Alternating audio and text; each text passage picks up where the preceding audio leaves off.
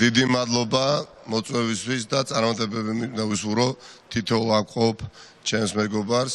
ჩვენ მართლაც არ ვართ პარტია, პოლიტიკური გაერთიანება, ჩვენ ვართ ერთი ოჯახი. მithქვამს არაერთხელ და ამას შეგნებით ხას უსვამ, იმიტომ რომ ასე მჯერა. ჩვენ ოჯახის წევრები ვართ, იმიტომ იმდენი რამ გვაქვს ერთად გადატანილი და ხშირ შემთხვევაში ეს იყო ურთულესი დღეები ჩემს ცხოვრებაში და თითოეული აკყოფი ადამიანის ცხოვრებაში, რო არა გვერდში დგომა, რო არა ერთმანეთის გამხნევება. ეწუნეთ დღევანდელი დღე კიდევ უფრო მძიმე იქნებოდა ქვეყნისთვის და სახელმწიფოსთვის. დღეს ჩვენ უბრალოდ საუბარი გვიწევს სამწუხაროდ შანსის შენარჩუნებაზე სახელმწიფოებრიობის განვითარების, მაგრამ რო არა ის სიმტკიცე, რაც მეგობრებმა ასეთასობით საქართველოს მოქალაქემ, რომელიც ახლა ჩვენ გვიყურებს, გამოვიჩინეთ, ეს შანსიც არ გვექნებოდა. აი სწორედ 2 ოქტომბრის რეფერენდუმში ნიგა მეგულისხმობს შანს, მოდით გულახდილები ვიყოთ და გულახდილად მინდა უთხრა ამორჩეულს. ამაზე ყოველდღიურად ვსაუბრობთ მეგობრებო. ეს არის ბოლო შანსი. შესაძლებელია. პრობლემა რა იყოს, იცით, ბევრისთვის? იმდენჯერი თქვა უკანასკნელი წლების განმავლობაში, რომ გადამწყვეტი ბრძოლა სხვადასხვა პოლიტიკოსების მხრიდან შესაძლებელია ალაგალად უადგილოდაც, ხო? რომ არ გამოვრიცხავ, რომ არასდროს ცოტა ადამიანისთვის რაც გაუფასურდა ეს ფრაზა, რომ გადამწყვეტი ბრძოლა. სინამდვილეში თუ კი მართლაც ოდესმე დამდგარა მომენტი, სადაც ხელშესაღებად ჩანს, რომ რეალურად წყალგამყოფია გავლებული და რა არის ეს თუ არა გადამწყვეტი ბრძოლა, აი ეს არის სადაც ახლა ჩვენ ვართ. დღევანდელი დღიდან 2 ოქტომბრამდე სულ რაღაც 50 დღეა დარჩენილი. აი რატო უნდა ვიცოდეთ, რომ ეს იმ სერიასავით უფასური გამოთქმა ამას საუბრობდა მე დამოგვიანდა ბოდიშით ახლა ცენტრალურ ოფისში ვიყავი, სანამ მოვიდა მანქანაში ვუყურებდი, ხო? უიმედობაზე, უპერსპექტივობაზე, საგარეო ვექტორის ცვლილებაზე. ჩვენ როგორც თბილისში, როგორც ზუგდიდში, როგორც რუსთავში, როგორც თელავში, როგორც ადიგენში, როგორც საქართველოში გვინდა ვიცხოვროთ. ეს ტერიტორია მუდამ იქნება, იყო, არის და იქნება, მაგრამ რის ფარგლებში ვიცხოვრებთ? ტერიტორიული ერთეული, თავხდებით, სახელმწიფო ვიქნებით განად. ანუ გეოგრაფიული ერთეული ვიქნებით თუ პოლიტიკური. დამოუკიდებლობის, სუვერენიტეტის გამყარების შანსს, მოდით რბილად თქვათ, რომ აი დრამატიზება არ მოხდინოთ. ამის შანსს ვკარგავთ. და ვკარგავთ თავისით არა. მეცადინეობით, რომელსაც ატარებს ამჟამინდელი ხელისუფლება. ამიტომ 2 ოქტომბერს ეს საკითხი გადაწყდება. ან უკიდურესად მარცხნივ წავა ქვეყნის განვითარების კურსი, ან უკიდურესად მარჯვნივ. ჩვენ წავიდეთ უკიდურესად მარჯვნივ.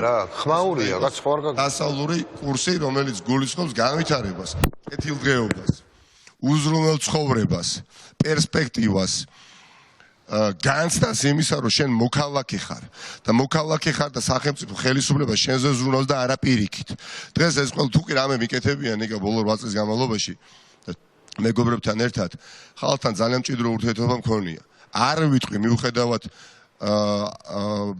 შესაძლებელია სოციალურ ქსელში განსაკუთრებით რომელიც მე მაინც პარალელურ სამყაროდ მიმაჩნია, რომ ხალხი უიმედოდ არის. ხალხი ბრძოლისთვის არის გამზადებული და ცვლილებებისთვის მზად არის. ბევრიც არ არის სალაპარაკო, დიახაც, დილემა არის. ან ჩვენ ვირჩევთ ცივილიზაციური არჩევანი გვაქვს რა, ან ჩვენ ვირჩევთ რეალურად განვითარებას, ან ვირჩევთ უკეთეს შემთხვევაში სტაგნაციას, სადაც ვართ. სტაგნაციაში თუ კი რჩები, რეალურად ხვალდაზე უფრო მკვეთრი რეგრესი მოყვება ამ ყველაფერს. ამიტომ საუბარი მხოლოდ ადგილობრივ არჩევნებზე, სადაც მხოლოდ ასფალტი, ბეტონი, წყალსაწეთი, მილი და ასე შემდეგ ინფრასტრუქტურული პროექტები უნდა განახორციელოთ, ხო, არის უადგილო. განსაკუთრებით ნაციონალურ მოძრაობას თუ კი რამე არა აქვს სამტკიცებელი, არის ის, რომ ინფრასტრუქტურული პროექტები მეგაპროექტები განუხორციელებია კონკრეტული პროექტები ხორჩესმული აქვს იმ გულს, რომლის ნაწილი მაშინ მე არ ვიყავი, მაგრამ ეს არის მისი აქტივი, პოზიტიური. ნამდვილად თუ რამეზე არ უნდა ვისაუბროთ, დრო არ დავხარჯოთ. ბიძინა ივანიშვილი ძალიან კარგად იცის, რა შეუძლია ამ გუნდს. მაგრამ დღეს 2021 წელს ჩვენ საშვილიშვილო არჩევანის წინაშე დაგვაყენა ამ ხელისუფლებამ. 3 ოქტომბერს ჩვენ გავიღვიძებთ ქვეყანაში, რომლის განვითარებას დავიწყებთ და ეს ძალიან გულახდილად უთხრა ამორჩევას. ბოლო შანსია. აი სანდროს ფიცავარ, ბავშვ ფიცავარ. ეს არის მე არასოდეს აღარ მივალ ამორჩეველთან და არ ვაკადრებ ჩემი აზრი მოვახვიო მას, მაგრამ ეხა ნება მომეცით ძვირფასო მეგობრებო, გულახდილად გეტყვით, ეს არის ბოლო შანსი. 3 ოქტომბერს 2 ოქტომბერს ან ჩვენ ამ შანსს ვიყენებთ, ან ჩვენ ამ შანსს ხელიდან ვუშვებთ. და რა არის ეს შანსი? და რა არის ეს გამოსავალი? სად არის გამოსავალი? გამოსავალი არის ჩვენში, თითოეულ მოქალაქეში. არაფერი ისე ადვილი არ არის, ხშირ შემთხვევაში კომპლექსურ პრობლემას როგორც კი აწყდები, როგორც მარტივი გამოსავლის მოძებნა და რა არის ეს მარტივი გამოსავალი? დაძვრა ყველანი ერთად და ერთმოშტა შეკრულების საარჩევნო ურნებთან რევოლუცია, საარჩევნო ურნებთან უნდა მოუწყოთ ბიძინა ივანიშვილს. ძალიან მშვიდად და მტკიცედ. და შემდეგი ხელისუფლება აუცილებლად უნდა იყოს კოალიციური ხელისუფლება, ჩვენ უნდა მოვიპოვოთ ვანდაბდელი არჩევნების უფლება 2 ოქტომბერს. და ამის შემდეგ იქნება იდეების პაექრობა, ამის შემდეგ რა თქმა უნდა იქნება პროგრამების შორის პაექრობა, მაგრამ ჩვენ ეგზისტენციალური საფრთხე პასუხგაუცემელი არ უნდა დავტოვოთ ახლა. ტყუილია, განაარჩევილია თითოეულ ჩვენგანს ახლა ვისაუბროთ, სად რა მაგისტრალი უნდა გაიჭიმოს და სად რა ხიდი უნდა დაიგოს. მაგრამ არ ვიქნები გულწრფელი თუ გეტყვით. მე არ მინდა ვიყო თბილისის ისმერი, რომელიც იქნება რუსეთის გუბერნია და ისე ვიყო ამ ქალაქის მმართველი.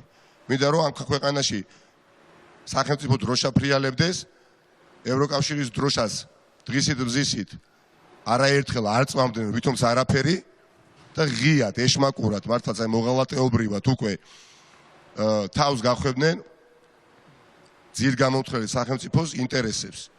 და სარგებლობდეს ხელისუფლება ნიკა იმითი, რომ ხალხი არის სასოწარკვეთაში და ბოლო სასო უნდა წარუკვეთოს ოლიგარქს, რომელსაც მიტაცებული აქვს.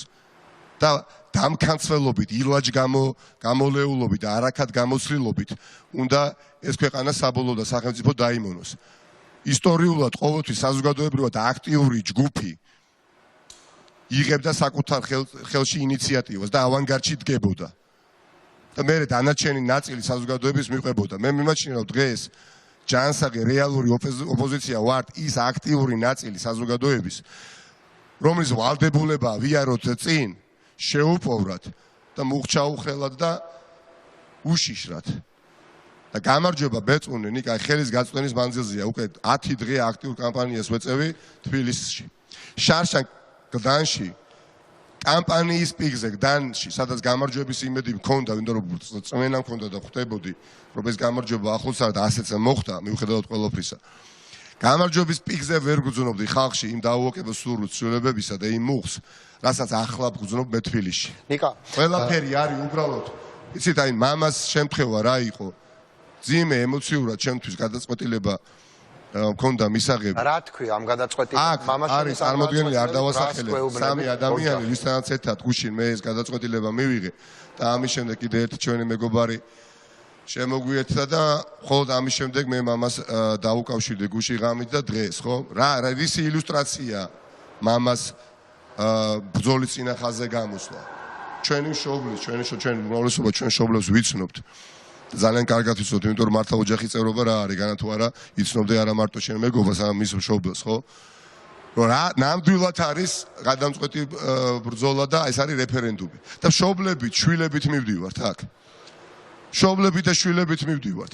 აქ აღარაფრის მომცემი არ არის პოლიტიკური 1, 7, 8, 9, ყველანი პოლიტიკური პარტია ექიმი. მშობლებით მივდივარ და შვილების მომავალს წყვეთ. რეალურად ესეა, ნიკა. რა უნდა კითხო, იცი, აი შენ დღეს ეს არის 2 ოქტომბრის რეფერენდუმი. აბსოლუტურად გეთახვევი. შენ თქვი ესეთი რამე დღეს, რომ აღარანაირი მნიშვნელობა არ აქვს რა სიტყვის ოცნება, რომელიც საიდანღაც გავიდა, იძახის რომ რეფერენდუმი აღარ არის, შემდეგ ეს მაინც იქნება რეფერენდუმი და ჩვენ გავიმარჯვებთ და მეორე დღიდანვე უნდა დაიწყოს ცვლილებები. აი რა მექანიზმი აღმიწერე ამ ყველაფერს. მე მომეცით თქვა ის, რასაც გძნობ. აი კითხვა რომ დაგესვათ ხა ჩემთვის. ნიკა, ყველაზე მეტად რა არ სიამონეს და რა გიქნის დისკომფორტს ან თუნდაც სხვანაირად რა გიშლის ნერვებს გიპასუხებდით და ეს მინდა ვთქვა ადამიანი რომელსაც არ ჯერა წარმატების ადამიანი რომელსაც არ აქვს мотиваცია არაფერი ისე ნამდვილად ჩემთვის არ არის შემაწუხებელი როდესაც ხედავ ადამიანს რომელსაც არ ჯერა უკეთესი ხვალინდელი დღის თუ კი ვინმეს ძვირფასო მაყურებლებო გჯერათ რომ თელს დუნიაზე, თელს სოფლიოში, სადაც ოლიგარქიულ წესწყობილება არსებობს და ნებისმიერი სწორ მხარეზე მდგომი ერთობა ნებისმიერ არჩევნებში იქნება საქართველოს თუ სხვა ქვეყანა არჩევნების დასაწყისში ბრძოლაში შევა როგორც ფავორიტი ძალიან ცდებით ეს ბრძოლის მუხტი ჩვენი გასაზრდელი არის ყველაფერი ჩვენზე არის დამოკიდებული და ოცნება ქართული ოცნება საუბრობს ეს არ არის რეფერენდუმი და ამას ხელოვნურად აკეთებს იმიტომ ძალიან კარგათაც იციან მათ ხო რაღაცა манипуლირებას ახდენენ ამ კვლევებს და დააკვირდით ძვირფასო მაყურებლებო მეგობრებო ხო ნიკა მივაქცევ შენ ყურადღებას თუ კვლევებს გაყალბებულს საკუთარი პარტიულ ოფისებში ჩატარებულს აქვეყნებენ იქაც კი 44-45%-ზე მაღალს ვერ იწერენ. და დამაჯერებლად რო არ გამოიყურებოდეს. რატო არ იწერენ მაგალითად 42%-ს? 41%-ს. ხო შეიძლება დაწერონ 40%, მაგრამ კი ბატონო, სიძლიერით მეორე გაერთიანებას დაუწერონ უფრო დაბალი 18, თუნდაც 10, მაგრამ თვითონ იყვნენ 40. იმიტომ რომ ფსიქოლოგიური ბარიერი მათ უკვე აქვთ 43, ეს ერთი იციან ყველაფერი სწორება აქვს 43-ს და მეორე ის დოკუმენტი ძალაშია. მიუხედავად იმისა, რომ რა თქმა უნდა, ეს რეფერენდუმი ჩატარდება, ვინაიდან ამას ითხოვს ქართველი ხალხი, ამას ითხოვს მთელი დემოკრატიული ცივილიზებული სამყარო და ამას ითხოვს სრულად ოპოზიცია. ნიკა, და ბოლოს წარმოგიდგენია თქვენ, აი მარტივად, წარმოგიდგენიათ ეხა აი 2018 წელიწადი მახსენდება, როდესაც გრიგოლ ვაშაძესა და სალომე ზურაბიშვილის შორის იყო არჩევნები. თითქოს არაფრის მომცემი არჩევნები, ხო? ჩვენ ქალბატონი სალომე ზურაბიშვილი იმიტომ კი არ იმპონირებდა რომ ან მისი ხასიათი არ მოგწონდა ან ასე თქვათ ბუნება არა ახლაზე მჯერა და მაშინაზე მჯეროდა რომ დილემა იყო ან დასავლეთი ან ჩრდილოეთი ხო და ჩრდილოეთს განასახიერებდა ქალბატონი სალომე მაშინ ხო ასე დიახ და მისი პერსონიფიკაცია იყო და ამან გამოიწვია ის ნებათა ღელვა და ის რაც მოხდა არჩევნების დღეს რეალურად ქართული ოცნების მხრიდან კიდევ უფრო მძაფრად და მკაფიოდ დგას ეს მოცემულობა უბრალოდ ქალბატონი სალომე ზურაბიშვილი არ იყრის კენჭ უფრო მძიმე მდგომარეობაში ჩააყენა ხელისუფლება ჩვენი ქვეყნის მოსახლეობა უფრო მკაფიო არის არჩევანი და რა მოხდა 2018 წლის პირველ ტურში როდესაც ეგზიტ პოლის შედეგები გამოცხადდა 4 დღის განმავლობაში არ არსებობდა ხელისუფლება და ქართული ოცნება. ქალბატონი სალომე ზურაბიშვილი დღეს რა მოხდა ხო არ გახსოვს? მეხუთე დღეს რა მოხდა ხო არ გახსოვს? მეხუთე დღეს რა გამოვიდა სახეწაშლილი ივანიშვილი და თქვა აი ხა წარმოიდგინეთ ძვირფასო მაყურებლებო 2018 წელს რომ ყოფილიყო 53%-იანი პრინციპი. რომელი დღე იყო ამას ნოემბერი იყო ხო ეს? მოეძებნებოდა კი ძალა ვინმეს ქართულ ოცნებაში მაშინ ეთქვა რომ არ გინიშნავთ ახალ არჩევნებს ვადამდელ არჩევნებს იგივე მოხდება 2 ოქტომბრის საღამოს როგორც კი ესენი ვერ აიღებენ 53% ახლოსაც კი ვერ მიუახლოვდებიან მეორე დღესვე მათ მოუწევთ განცხადების გაკეთება რომ ინიშნება გაზაფხულზე ვადამდელი საპარლამენტო დემოკრატიული არჩევნები. ვადამდელ არჩევნებზე რომ მოუწევთ განცხადების გაკეთება, მე ჩამოშლა მე უნდა ნახოთ ხელისუფლების, მაგრამ ბოლოს შეკითხვას გისვამთ და ხატიასთან გადავალთ. ქუთაისის მერობის კანდიდატთან. განსაკუთრებით დიდი მადლობა მინდა გადავუხადო ხატიას და მათ თითოეულ აქ ყოფ ადამიანს და კიდევ ბევრს, იმიტომ იცით რა არის? ბევრი ადამიანი გამოიჩენთვის აი მაგალითად ცხოვრება მასალ გამოიცნობა, იცით რა, როდესაც შენ ძლიერად ახარ, როდესაც შენ ანუ ლოკომოტივებით, ანუ შენ წარმატებაზე აღწევ, ხო ცხოვრება რა არის ნებისმიერ სფეროში, ბარიერების გადალახვა გიწევს და სადღაც შეიძლება შეცდომა დაუსვას, სადღაც გამხრევება გჭირდება, სადღაც შეძახილი ყიჟინა საჭირო, რომ უბრალოდ ყველანი ადამიანები ვართ, ხო? და არ იყო აქ ყოფი ადამიანებისთვის, განსაკუთრებით დეპუტატებისთვის ადვილად მისაღები გადაწყვეტილება, ხო? და ამ ბრძოლაში მე ხა ხატი ახსენეთ, დავწუნდი და გიორგი, იგივე თემური, არ ვიცი, ზალიკო და თითოეული თქვენგანი რა დაარწმუნდი რომ ისეთ ადამიანებთან ერთად მიწევს ბრძოლა რომ ამაყივა მაგრამ რა თქმა უნდა არიან ადამიანები რომელსაც მხოლოდ ტელევიზიით გამოჩენა სურთ მხოლოდ უსაგონო საუბარი მხოლოდ უბრალოდ პროზაული ცხოვრება რომელიც გულისხმობს უშინაარსო დიალოგებს დღეს ბრძოლა წყდება და მისი ბედი გადაწყდება ველზე და მე არ მჯერა არც ერთი იმ პოლიტიკოსის, ვინც ამ გადამწყვეტ ბრძოლაში ველზე არ გამოვა. არ მჯერა, იქნება ჩემი გუნდის წევრი, თუ იქნება სხვა გუნდის წევრი. ბევრი კანდიდატი დარჩა ღია. დიდი მადლობა. არა, ერთი წუთი, ეხლა დასაზუსტებლად მინდა. ბევრი კანდიდატი დარჩა ღია. როდისთვის უნდა ველოდოთ ამ კანდიდატის წარდგენას? აქ ყოფი ადამიანების დიდი ნაწილი ამის დრო არ მქონდა უბრალოდ ეხლა პრეზენტაციის დროს და არც ეხლა გვექნება წარმოადგენენ საერთო ოპოზიციურ კანდიდატებს თავთავიანთ რაიონებში ანუ ყველა მხარდაჭერილია ოპოზიციური პარტიების დიახაც უმრავლესობა დიახაც რა თქმა უნდა არის ნაწილი ნუ გავიგებთ ალბათ გამოხმაურებები იქნება არსადგენი კვლავ სადაც კენჭი ყრიან ერობის კანდიდატებად სხვა ოპოზიციური პარტიის კანდიდატები, რომლებსაც ჩვენი მსხვერპლ ვუჭერთ მხარს, ვინაიდან ან თქვენივე კანდიდატები იქნებიან, შესაძლოა. კვლავ ჩვენ ყავს წარსადგენი, დღეს რამდენიმე ჩვენი მეგობარი ვერ იყო ჩვენთან ერთად და უახლოეს მომავალში წარვადგეთ, უახლოეს ასევე ორ დღეში თბილისის მაჟორიტარობის შეთანხმებული კანდიდატები იქნებიან წარდგენილი ერთი სიტყვით. პრაქტიკულად ჩვენ შეგვიძლია თავისუფლად თქვა, რომ ერთობა შედგა.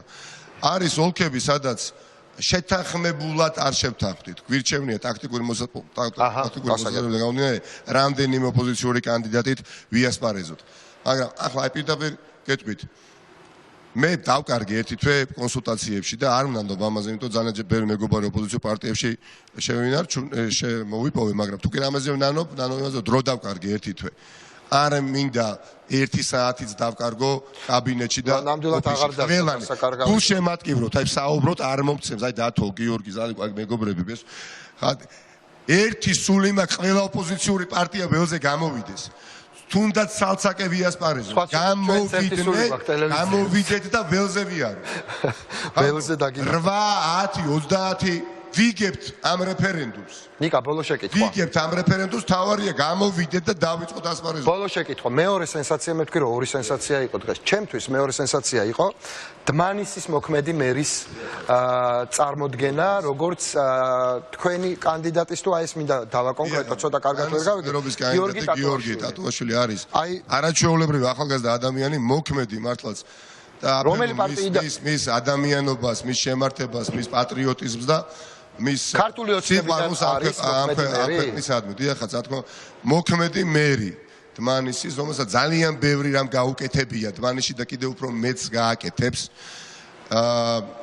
დმანისისთვის და არა მხოლოდ დმანისისთვის და ეჭვი არ მეპარება პირველ ტურში დმანისში ის გადაწყვეტილია თუ არა, ანუ თქვენი კანდიდატია თუ დამოუკიდებელი უპარტიო კანდიდატია, უფრო პარტიის რიგებში იგი არ შემოდის, მაგრამ მივიღეთ პოლიტიკური გადაწყვეტილება მასთან კონსულტაციით, რომ იგი იასპარეზებს ჩვენი საარჩევნო ნომრით. აჰა, გასაგები. ანუ დამოუკიდებელი კანდიდატია უბრალოდ ხარს უჭერს თქვენი პარტია და საარჩევნო ნომერს აწვდის. პარტიაში ინტეგრირდა და ასეთი ადამიანების არსებობა მაძლევს ძალას, რომ სუდი, არ ვიცი რა საქმეა, გავლენას ყველაფერზე ვერ ჰპოვებს, რაც არ უნდა შესაძლებელია მავანისის უთანასწორო ბრძოლა იყოს და აი გიორგის მაგალითი არის ნათელი დადასტურება ამისი. ამიტომ დიდი მადლობა თქვენ, დიდი მადლობა მამას, დიდი მადლობა გიორგის და დიდი მადლობა 100,000 საქართველოს მოქალაქეს და იმ მოქალაქეებს, რომლებიც 2 ოქტომბრამდე ჩამოვლენ საქართველოში არჩევნებში მონაწილეობის მისაღებად.